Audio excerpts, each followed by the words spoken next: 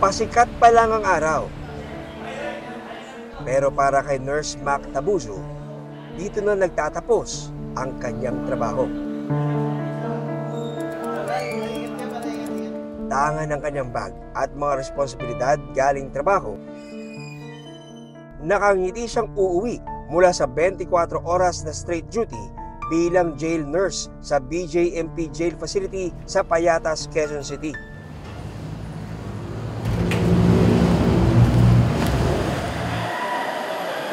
Ang mundong kanilang ginagalawan, umiikot sa iisang misyon, ang pangalagaan ang kalusugan ng mga person deprived of liberty o PDL sa loob ng BJMP. Isa siya sa mga nurse na mas piniling pagsilbihan ang mga tila itinakwil ng lipunan. Dahil pagdating daw sa nangangailangan ng atensyong medikal, hindi hadlang ang mga nagtataasang pader at rehas. Silang mga jail nurse, halin-hinang naglilingkod sa buong linggo, 24/7.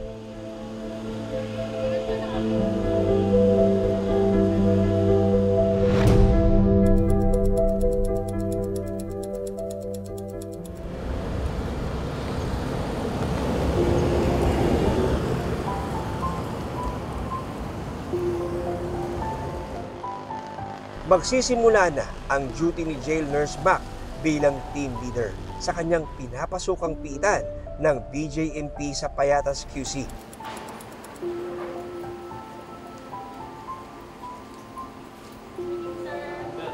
Pito ang miyembro ng kanyang team. Lahat sila mga registered nurse o RN.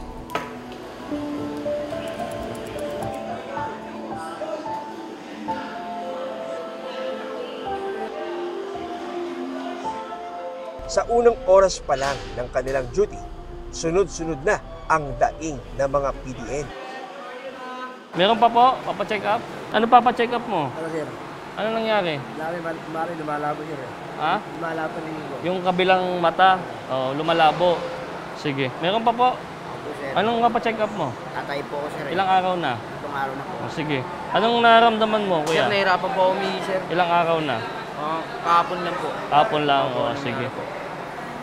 Sa akin po yung sa mata. Sumasakit yung bituka mo? Hindi naman. Dito sa tiyan Hindi mo. naman po. Parang nahirapan lang po ako umihi. Sige. Silipin natin mamaya, ha? Sige po, salamat po. Last na lang, last. Mata po. Ikaw, sa mata. Ano nangyari sa mata mo? Tinay po kasi ito, wala na siyang pampatak. Okay. Tapos Patingin pagtatay ako. po ako. Tingin ka sa taas. Ano nangyari dyan? Nasaksak ko po ng kutsilyo. Sige. Kasama ni Nurse Mac sa pag-iikot sa mga dormitoryo ng PDL, si Nurse Antoinette Argusino.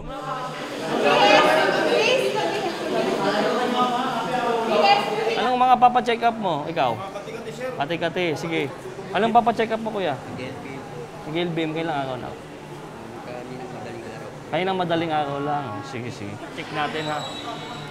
Isang oras din ang itinagal nila sa pag-iikot sa mga selda.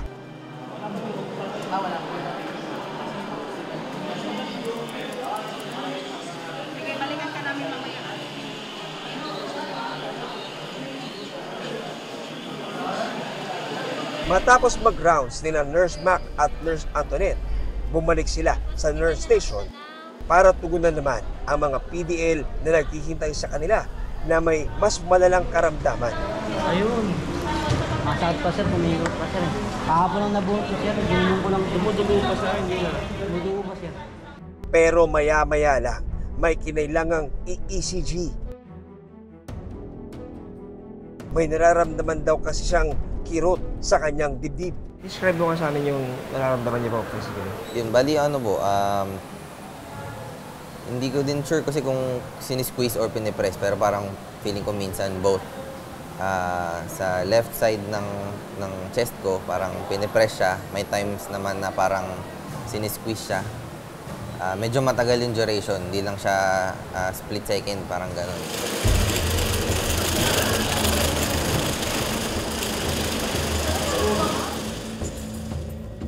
Tulong-tulong naman ang mga jail nurse na alalayan ang PDL na si Ian, di niya tunay na pangalan.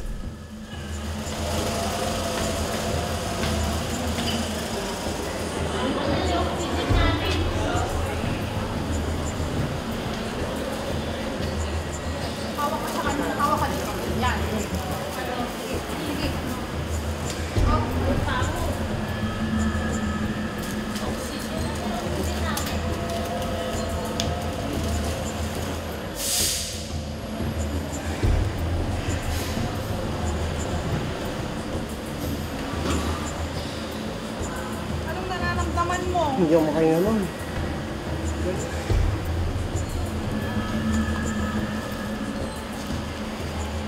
Okay. Sir Ian, magandang araw po, sir. Kamusta po kayo ngayon? Ngayon po medyo okay na po kaysa kanina. Kanina ba, sir, ano bang naramdaman po ninyo? Para na po akong magkukulaps kanina kung di po dumating yung mga nurse. Nahirapan po talaga ako huminga. Ano ba bang meron po kayo, sir? Meron po akong sakit sa puso, saka mild stroke po ako. Dito po sa inyong heart condition, ano po ginagawa po ng BJMP para po sa inyo? Lagi silang sa akin naka-assist para pagdating po sa oxygen ko. Tsaka lagi nila akong monitor kung ano na po yung lagay ko rin sa selda.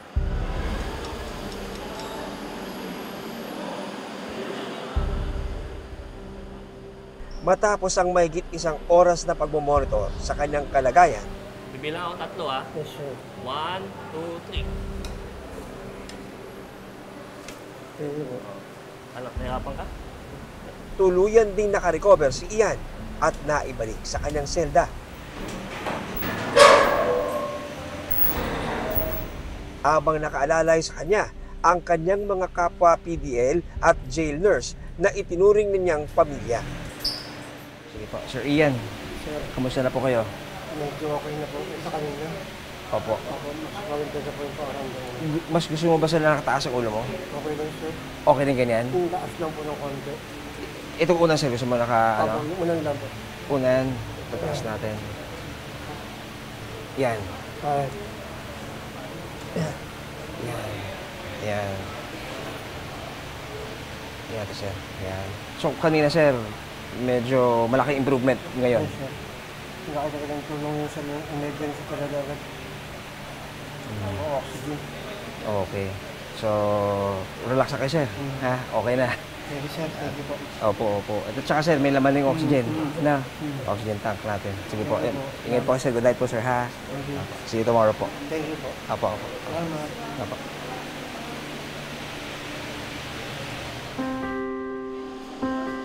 Si jail nurse Antoinette Argusino ang itinuturing na pinakabago sa kanila.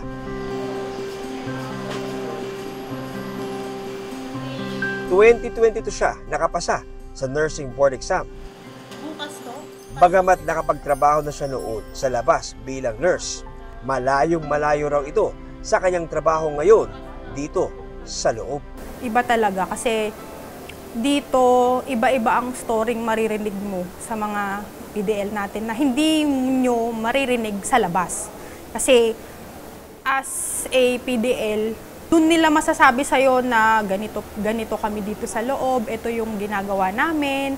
At saka, dati sir, unang tungtong ko sa loob ng jail, takot na takot ako sir. Kasi hindi ko pa alam eh. Hindi naman pala nakakatakot kasi yung mga PDL natin is meron silang kanya-kanyang activities. May iba-ibang ginagawa sa loob para hindi sila mabore. So, natuwa ako and then natutuwa ako pagka may mga PDL tayong nagpapasalamat sa amin.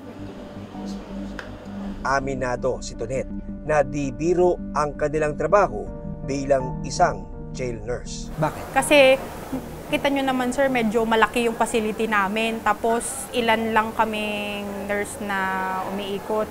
Tapos sa isang selda sir, sabihin na natin lahat sila may health concern. Parang yun yung challenge namin sir. Kasi konti lang kaming nurse and then sobrang medyo madami yung PDL population namin. Parehas nangangailangan ang mga pasyenteng malaya at mga pasyenteng nakakulong. Pero para kay jail nurse Tonet, ang pagsisilbi sa mga may sakit na PDL, may kakaibang sayang na idudulot na di maaring matapatan ng anumang halaga.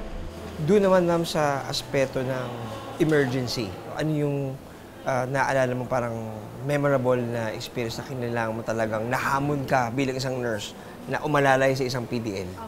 One time, nag-24 hours na akong duty kasi kailangan po ng support ng isang grupo. And then, meron kaming PDL na stroke siya.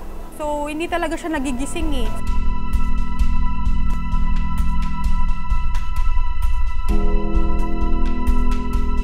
So, parang iba na. Nag-refer na po kami sa roving doctor namin na i-emergency pass na po namin, nadali na po namin sa ospital kasi parang iba na yung nung PDL. Yun po, dinala po namin sa ER and then yun po yung sabi nung ER doctor doon na namamagana yung niya sa utak. Na ako ma'am, parang talaga ako, kailangan niya ng tulong namin, naawa ako. Sa edad niyang yon na dapat nag-e-enjoy siya sa labas, kasama yung pamilya niya, nandito siya sa loob.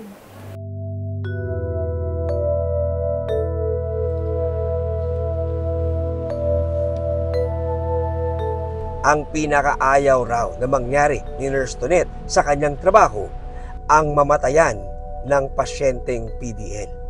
Paano namin madadala at paano namin siya maibabalik dito ng buhay? Siyempre, lahat naman tayo, sir, ayaw nang namamatayan. Ako, as a nurse, ayoko, sir. Ayokong mamatayan ako. Na dadalhin ko sa ospital, tapos mamamatayan ako. Ayoko nang ganun, sir. Sana, walang mangyari na ganun, sir. Kasi mahirap po. Mahirap yung ganun. Kapag tinawag ang apelido, sagot ng pangalan at birthday. Okay? Opo. Bukod sa kanilang panggagamot, pinahahalagan daw nilang mga jail nurse ang oportunidad na makausap ng malapitan silang mga pinagkaitan ng laya. Sa akin, sir, hindi naman sa porke PDL sila, ganun ang tingin. Sa akin, sir, hindi. As a jail officer, dapat nga, sir, kami ang talagang most na nakakaintindi sa kanila. Kasi kami ang talagang nasasabihan nila ng anong saloobin talaga nila, bakit nila nagawa yung mga bagay na nagawa nila sa labas. At saka, sabi ko nga sa inyo, sir, laging simpleng thank you lang. Bawi na lahat, sir. Yun ang nakakataba ng puso sa amin na sabihin nila, Ma'am, sir, thank you po. Okay naman, wala namang nararamdaman, hindi naman nahihilo. Kung si Nurse Tonet ang tatanungin, marami sana siyang hiling para sana mas mapabuti ang kanilang serbisyo. Sana po is, dagdag hospital, sir, na magki-cater pa na sa amin. And then, mga gamot, sir, sana dagdagan pa nila. Lalo na, sir, yung mga, mga hypertensive drugs namin, sir. Kasi usually yun yung pinaka most moving talaga naming mga medicines para sa kanila. Pagsapit ng alas 11 ng umaga, matumal na ang dating ng mga pasyente. Marahil ay dahil nagsisiesta ang karamihan sa kanila. Subalit pagdating ng 1:00 ng hapon,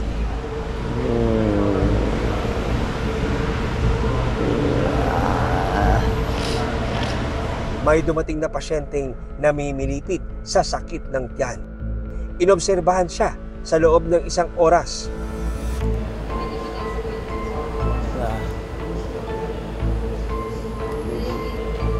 Subalit ang pasyenteng ito ay hindi na makayanan ang sakit na kanyang nararamdaman.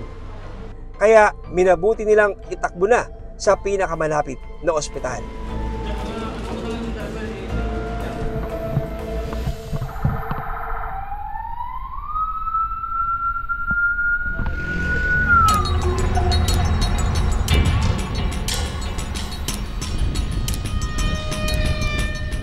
Matapos ang halos 1 oras na biyahe,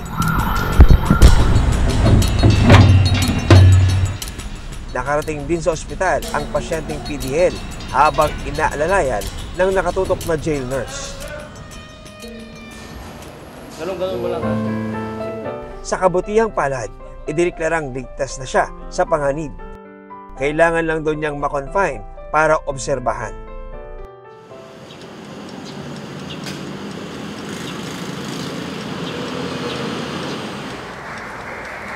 Tama. Sinamahan namin si jail nurse Tabujo sa kanilang rounds o pag-iikot ngayong gabi. Damit. Ang kanilang misyon, maghatid ng gamot sa mga PDL sa kanilang mismong mga preso. Ngayong gabi sir, gagawin natin yung ating panggabi na rounds. Bali, gabi-gabi kasi sir, kailangan namin mag-rounds kasi may mga hindi kami naikutan kanina dahil may mga dalaw. Sipon, sige. Bibigyan niya. Paracetamol muna tayo, meron ha, sige. Upo, check natin. Vitamins hati-hati na lang. Ito nga nangyayari ngayon, nagkakaroon sila ng rounds at mistulang rolling butika itong kanilang cart na tinutulak dahil lang naman ito, mga gamot, may paracetamol, may vitamins at ibinibigay doon sa mga PDL na medyo hindi maganda ang pakiramdam. Kaya inaagapan na ngayon pa lang para hindi na lumala yung kanilang masamang pakiramdam. Bigyan lang kita ng paracetamol pang emergency lang. Yun na lang ito, pinamig saka ito. Tapos pag pinagtatay ka, pag-i-orisol mo na lang dalawa. Salamat po. Kasi bukas schedule nyo naman eh. Okay, sige. Thank you. Hika. Sino doon? Sige. Thank you. Pagkatapos mag-distribute ng gamot sa mga selda,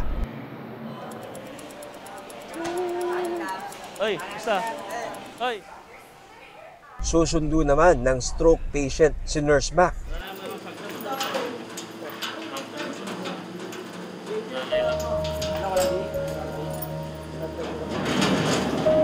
Tatay, pasok mo ah. Papasanin ang pasyente dahil ang kanilang wheelchair gamit ng pasyenteng dinala sa ospital.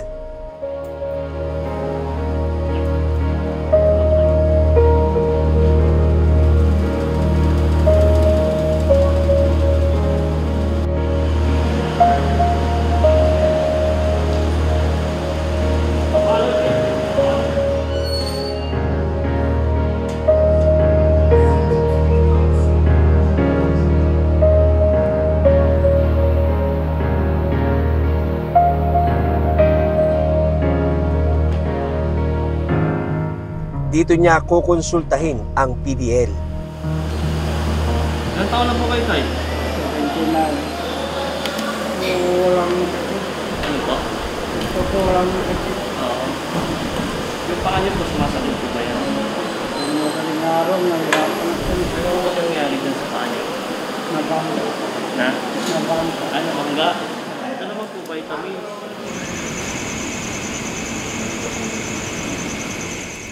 Pagsapit ng alas 12 ng hating gabi,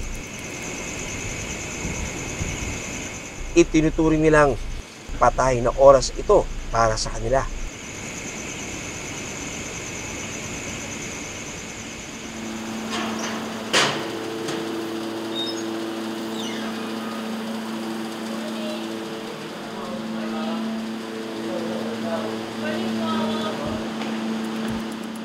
Pagtungtong ng alas 5 ng madaling araw,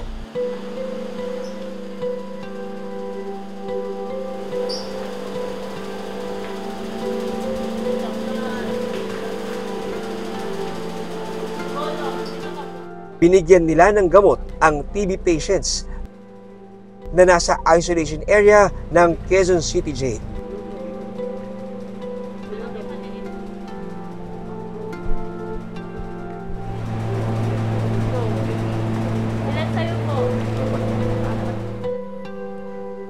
Ang isa sa pinaka-aabangang task ng mga jail nurse sa kanilang duty,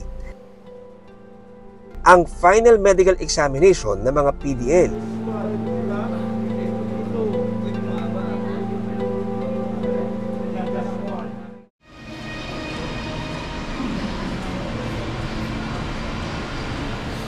sa mahigit 3,000 PDL na nakakulong sa BJMP facility na ito, araw-araw ay may lumalaya na siguradong dumaan sa aruga ng mga jail nurse.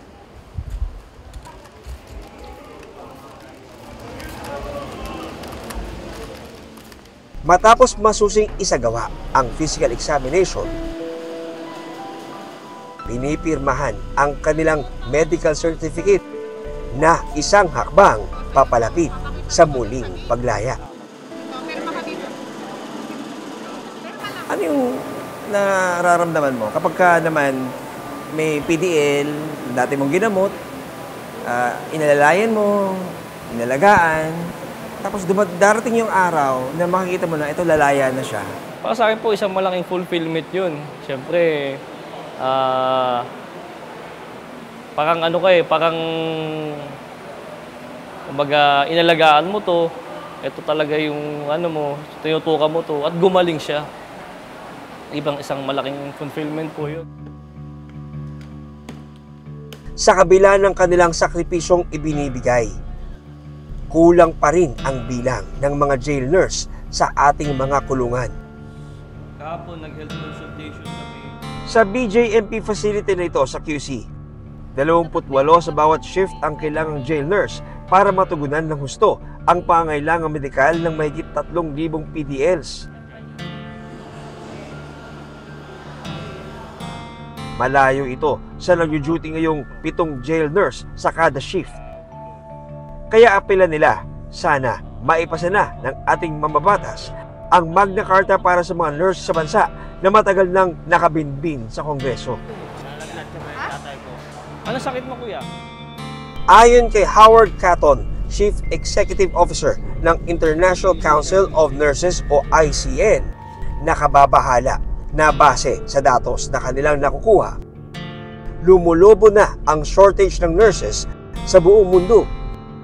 Kasama na rito ang Pilipinas. A country without nurses will end up with no health care. People will have to take on responsibility themselves for their health care. That will have an impact on their lives, their fulfillment, their ability to live full and productive and active lives. Minsan na nating nakita ang kahalagahan ng mga nurse noong COVID-19 pandemic. Lagyan nyo ng At para kay Nurse Mac, doon niya nadama na hindi biro ang sakripisyong ginagawa ng mga nurse sa bansa. Ayon kay Nurse Mac, malaki ang ipinagbago ng kanyang pananaw sa mga pasyenteng inaalagaan niya dahil sa kasagsagan ng COVID-19 noong 2021, siya mismo ay naging pasyente. Paano binago nung karanasan mo sa COVID, yung paano mo tingnan, itrato ang PDL mo? Sobrang laki po ng impact ng sir dyan nung naramdaman ko po na ako po yung pasyente. Stress, mental, emotional, lalo na po yung mga nakakulong natin na ating kliyente. May nilalagnat, may nagtatae. Iba po yung stress nila eh. Parang kami, pag naglalakad kami, pag nanghihingi sila ng gamot, parang doon lang eh, yung maabutan mo lang sila ng gamot, sir. Mapangiti mo lang sila, sir, salamat po na nabigyan nyo kami, natulungan nyo. Yun lang, malaking na sir eh, malaking impact na yun para sa kanila eh. Ma-feel nila na kahit ganun sila, priority sila, sir. Lalo-lalo na doon sa mga PDL na walang bisita. Pero sa kabila nito, isa pa rin sila sa mga pinaka-naiiwang sektor kapag hindi raw naagapan ang patuloy na pagbaba ng bilang ng mga pumapasok sa field ng nursing. Maaring mauwi raw ito sa isang medical crisis.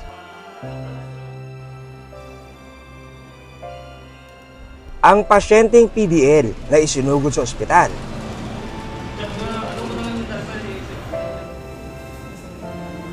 nabalik na makaraan ng halos 2 linggo dahil bumuti na raw ang kanyang kalagayan.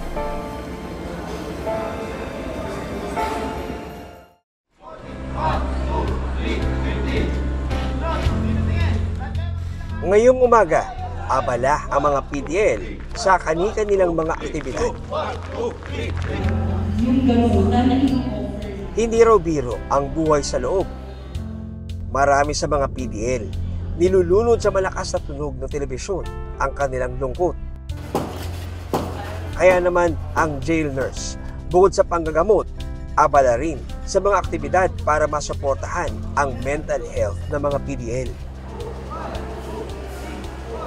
May exercise sa umaga, 1 o 2 beses kada linggo. At pag may sobrang oras, nakasisingit ng paglalaro ng basketball para malibang kahit paano.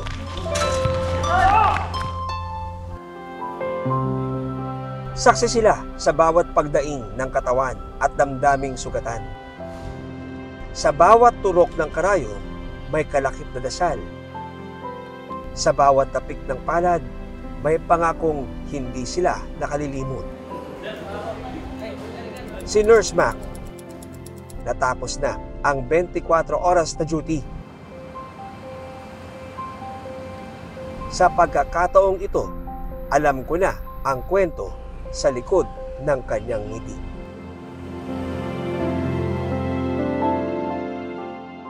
Magandang gabi. Ako po si John Consulta at ito ang Eyewitness.